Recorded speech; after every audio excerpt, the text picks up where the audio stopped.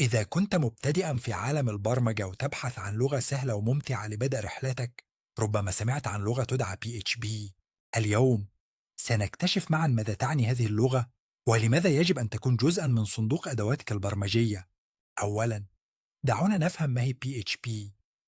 اسمها الكامل هو Hypertext Preprocessor، وهي لغة برمجة نصية تستخدم بشكل أساسي لتطوير مواقع الويب الديناميكية. ماذا تعني كلمة الديناميكية؟ ببساطة، مواقع تتفاعل مع المستخدم وتظهر محتوى مختلف بناء على ما يحتاجه الزائر. ولكن لماذا يتعلم الناس PHP؟ هناك عدة أسباب تجعلها واحدة من أفضل الخيارات، خاصة للمبتدئين. السبب الأول هو سهولة التعلم. PHP لديها بناء جملة بسيط جدا يجعل من السهل فهمها وكتابة أكواد باستخدامها. تخيل أنك تحاول تعلم لغة جديدة مثل الإنجليزية. PHP تعادل تعلم العبارات الأساسية التي تجعلك تتحدث بسرعة دون تعقيدات. السبب الثاني هو قوة انتشارها.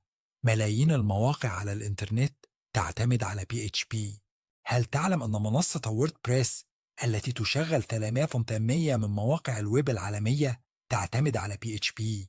إذا كنت تريد يوما أن تبني موقعا شخصيا أو حتى تطبيقا تجاريا، فإن تعلم PHP يمنحك الفرصة لتكون جزءا من هذا العالم الضخم. السبب الثالث أن هناك مجتمع كبير داعم لهذه اللغة. إذا واجهتك أي مشكلة، ستجد آلاف المطورين حول العالم مستعدين للمساعدة عبر المنتديات والمجموعات التعليمية. الآن قد تتساءل، كيف أبدأ تعلم PHP؟ الأمر بسيط جدا.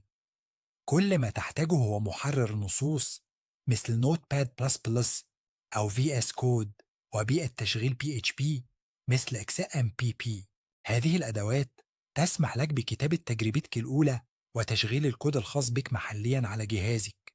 ابدأ بتعلم الأساسيات: كيف تنشئ ملف PHP، كيف تطبع جملة Hello World، والانتقال تدريجيا لاستكشاف كيفية التعامل مع قواعد البيانات وإنشاء تطبيقات أكثر تعقيدا. في النهاية، تذكر أن تعلم البرمجة هو رحلة، وPHP يمكن أن تكون نقطة انطلاق رائعة. استمر بالتدرب ولا تخجل من ارتكاب الأخطاء. كل المطورين المحترفين كانوا يوما مبتدئين مثلك.